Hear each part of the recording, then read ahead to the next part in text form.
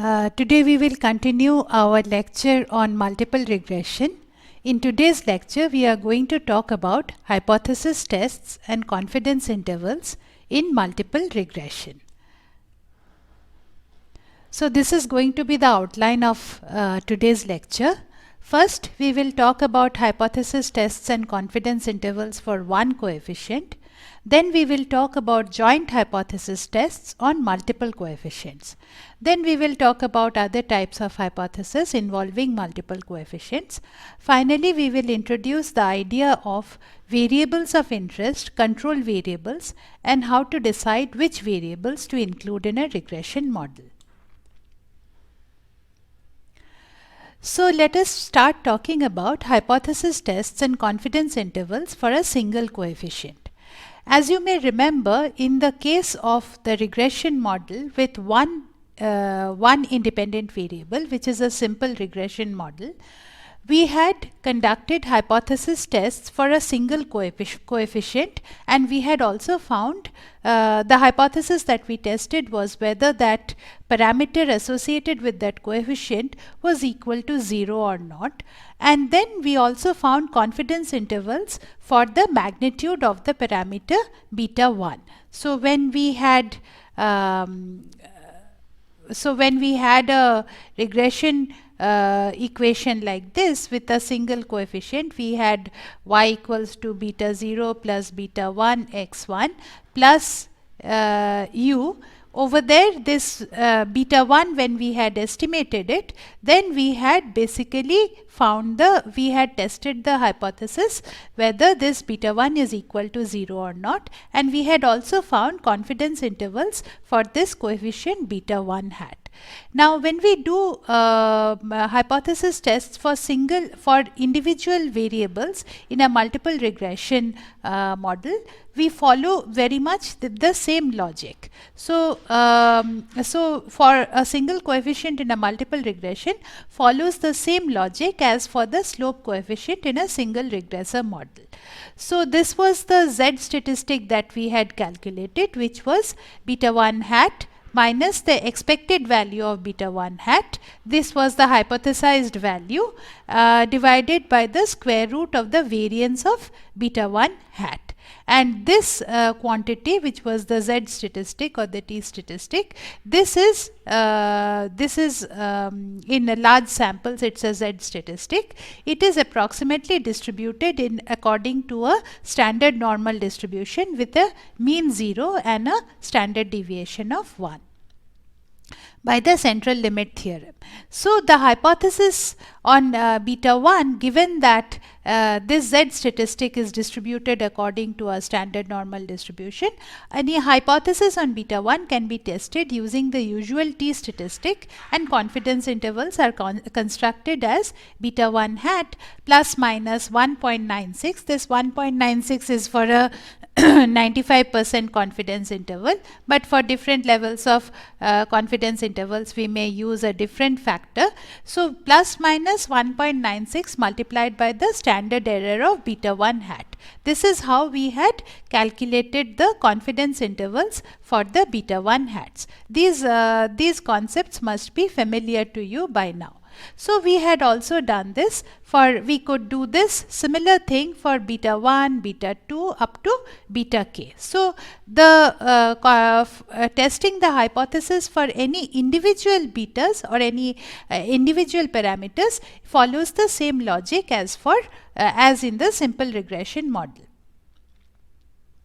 So if we take the example of the California class size data, when we had built a regression of test score against STR, we got a beta 1 hat of minus 2.28. When we included another variable, which is percentage English learners, then the coefficient on STR went the magnitude of the coefficient reduced from 2.28 to 1.10. This is because we were getting an omitted variable bias when we were estimating it without including this other variable, which is also a causal variable. Percentage English learner is a causal variable for test score, and percentage English learners is also correlated with the included variable, which is STR. So because of this reason, percentage English learner, not including percentage English learner in the first regression, resulted in a biased beta 1 hat estimate. So, so the coefficient on STR in 2 is the effect on test score of a unit change in STR holding constant the percentage of English learners in the district. This is just a reiteration of what we have learned before, so this is familiar to you. The coefficient on STR falls by 1/2 when we include the percentage English learner variable in the model. This shows the importance of including this variable in the model. The 95% confidence interval for coefficient on STR in 2 is minus 1.10, which is beta 1 hat, plus minus 1.96 into 0.43, which is the standard error associated with that beta 1 hat. And if you were to actually calculate this, then your range would be between minus 1.95 and minus 0.26. Okay, so these are the magnitudes of the beta 1 hat coefficients that you can say that your true beta 1 hat lies between this range with 95% confidence. Now, the t statistic for testing BSTR is equal to 0 is t equals to minus 1.10 minus 0, which is the same as minus 1.10, divided by 0.43, which is minus 2.54, and hence you reject the hypothesis at the 5% significance level. When you run this regression in Stata, then as we have said before, we arrive at the coefficients which is beta 1 hat. These are the coefficients which is beta 1 hat and beta 2 hat and beta 0 hat. These are the standard errors associated with each of those coefficients. When you test the hypothesis that each of these coefficients is equal to 0, then the t statistic associated with the testing that hypothesis are these, and the probability, the p value associated with each of these t statistics are given in this this column. That is, this is the p value associated with each of these beta 1 hats and beta 2 hats, and these are the 95% confidence interval. This is the lower value and this is the higher value in the 95% confidence interval. This is how you will read your regression output. When you read the regression output that is given by a different software such as say R, you will also be able to read the regression output like this. Okay, so this is what you have used a heteroscedasticity robust standard errors because you do not know whether your errors are in fact heteroscedastic or homoscedastic. If you do not know that, it is better to use heteroscedasticity robust standard errors. Now we come to the idea of testing of joint hypothesis. Now sometimes you want to test 2 hypotheses or 3 hypotheses together.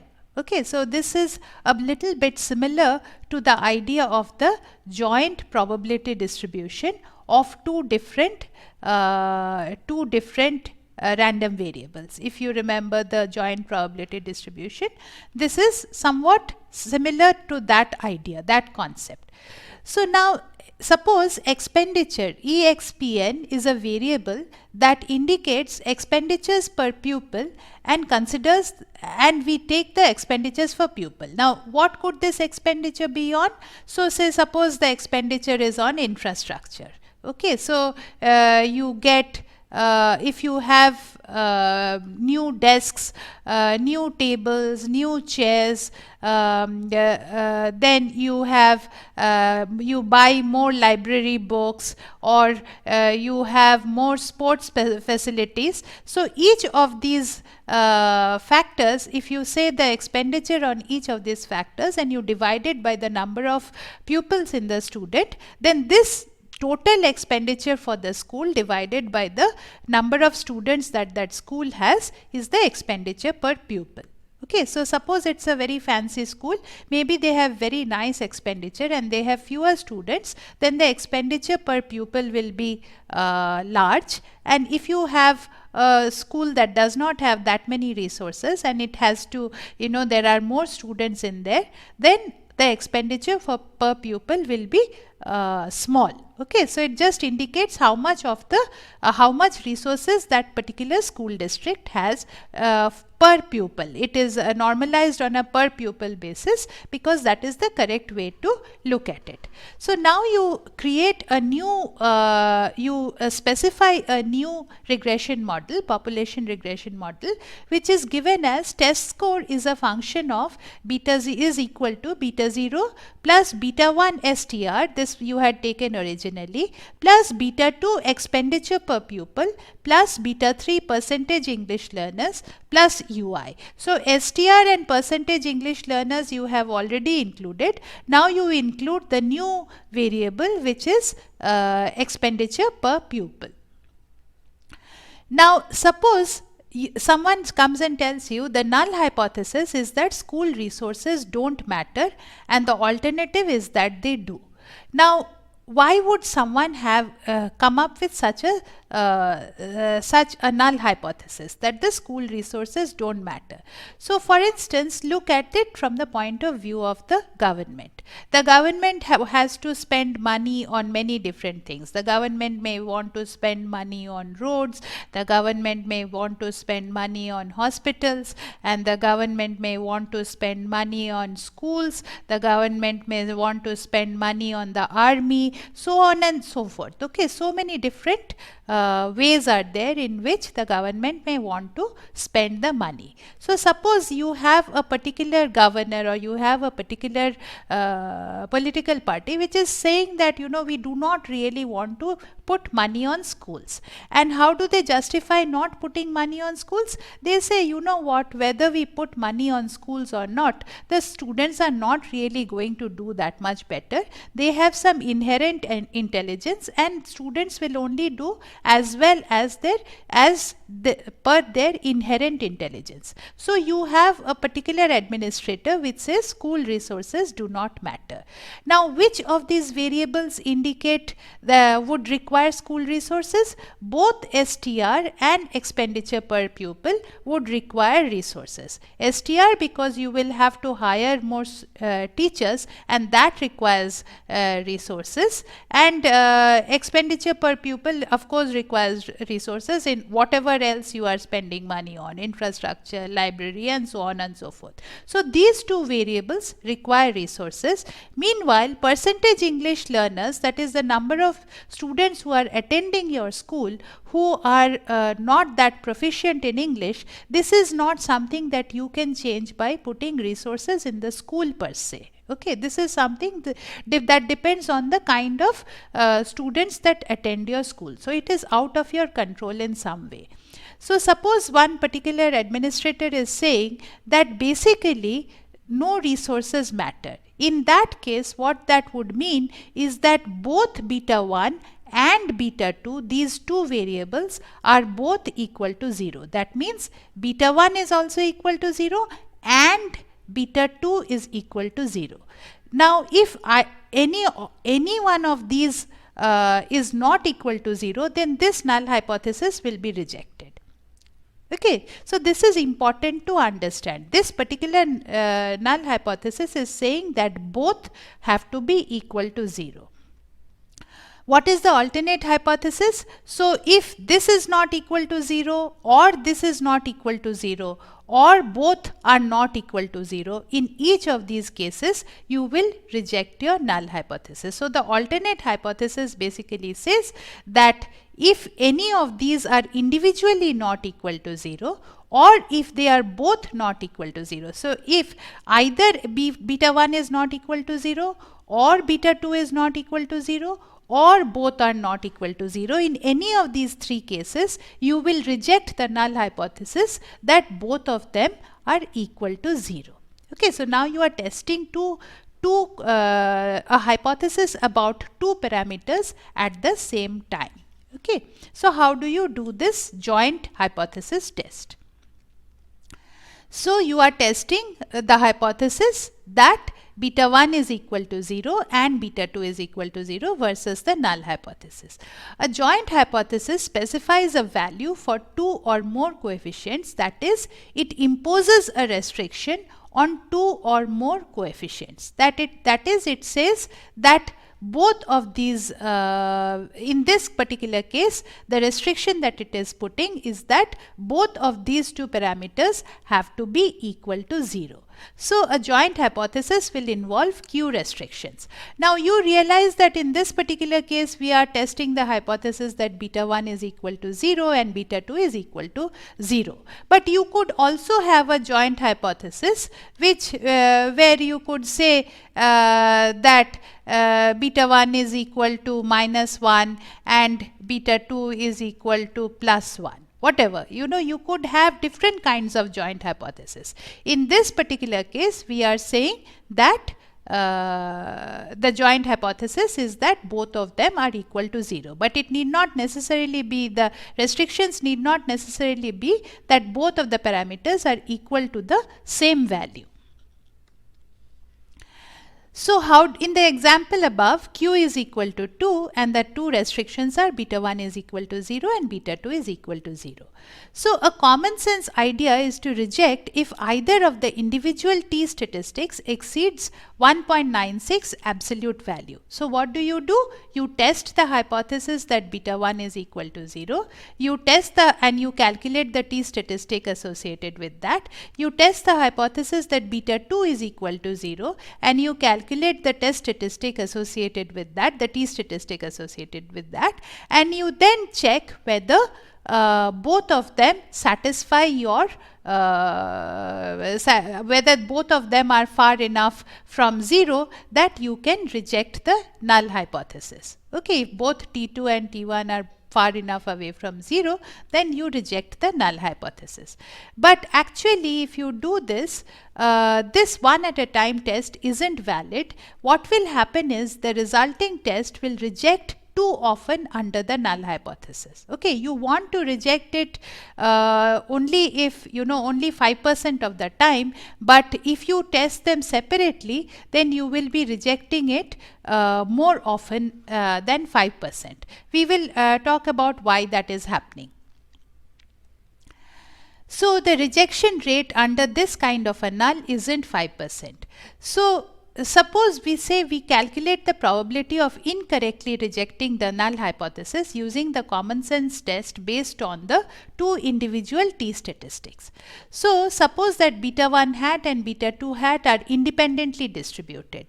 Now what does it mean that beta 1 hat and beta 2 hat are independently distributed? We have talked about the sampling distribution of beta 1 hat and the sampling distribution of beta 2 hat. So basically what we are saying is that suppose these two parameters are independent of each other. Okay. In reality, actually these two parameters are not independent of each other. How are they not independent of each other? Let me actually show you let us actually show. See, beta 1 hat and beta 2 hat, in this particular case you assume that beta 2 hat is equal to 0. Okay, when you did not include percentage English learners, you assumed beta 2 hat is equal to 0. So beta 1 hat is equal to minus 2.28 and beta 2 hat is equal to 0. But when you don't assume that beta 2 hat is equal to 0 and you allow it to take a value other than 0 and it takes a value of minus 0.65, what you see is beta 1 hat also goes down. The magnitude of beta 1 hat also goes down. So beta 2 hat goes from 0 to minus 0.65, beta 1 hat is also going down from 2.28 to 1.10. So that makes you think that there is in fact a correlation between the beta 1 hat and the beta 2 hat. And the reason for this correlation is because x1 and x2 themselves are correlated in some way, and both of them are causal, they are causing y. So because x1 and x2 are correlated, beta 1 hat and beta 2 hat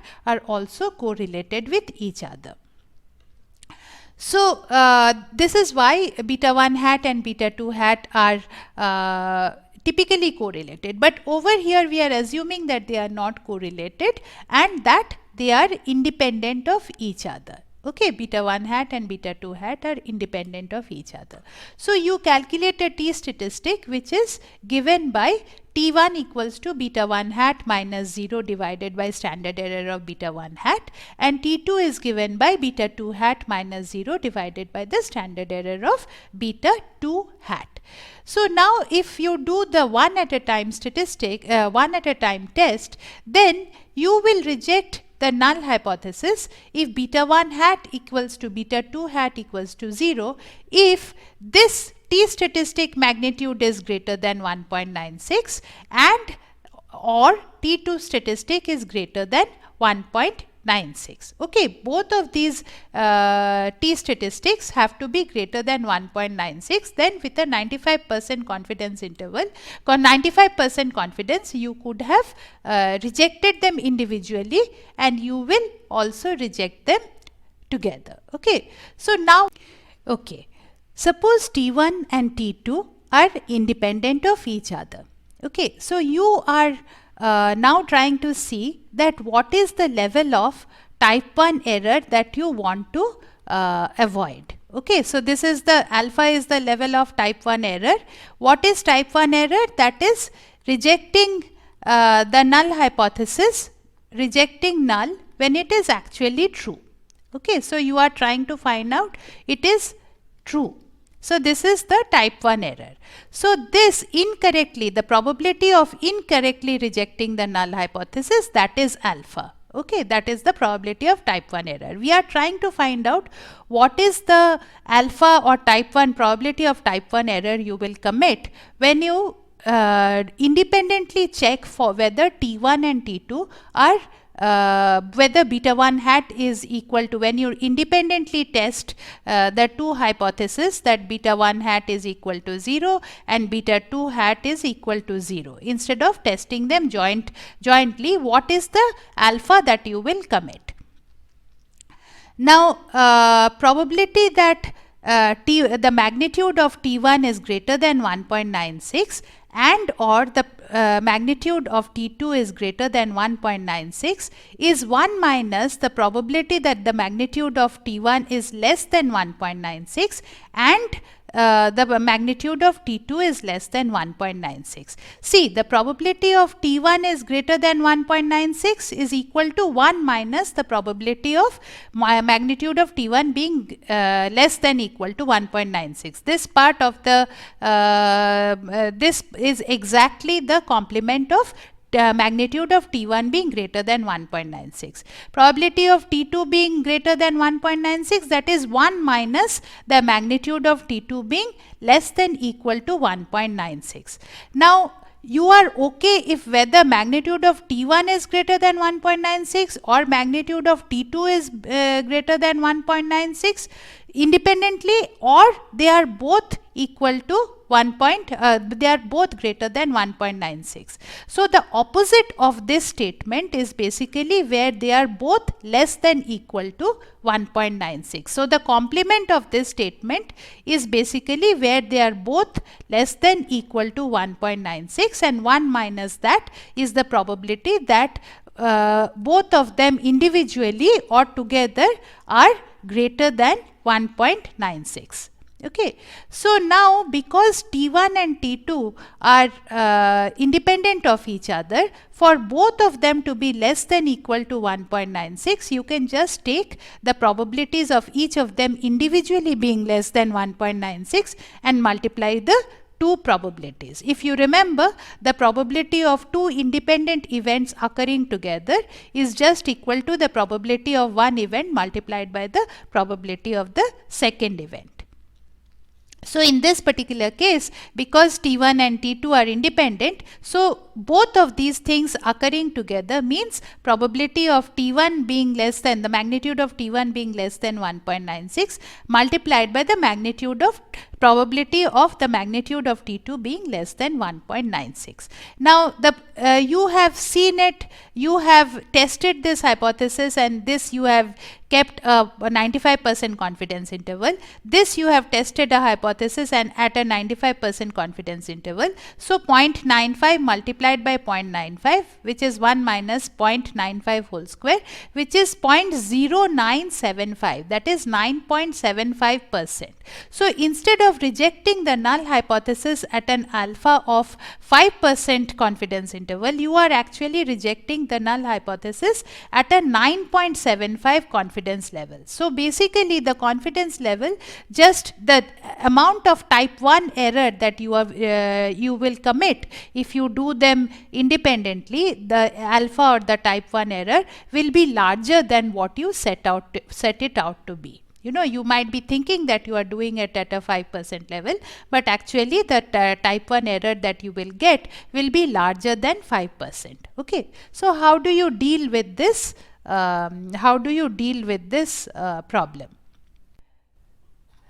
The size of a test is the probability of committing a type 1 error. So we have discussed this in hypothesis testing earlier.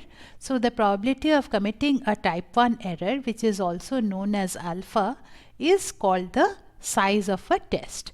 Now what happens when you test the two beta 1 hat, the null hypothesis that beta 1 hat is equal to 0 and the null hypothesis that beta 2 hat is equal to 0, and you reject the null hypothesis. Suppose you want to reject the null hypothesis that beta 1 hat is equal to beta 2 hat is equal to 0. So in this case, this is a stronger restriction that you are putting.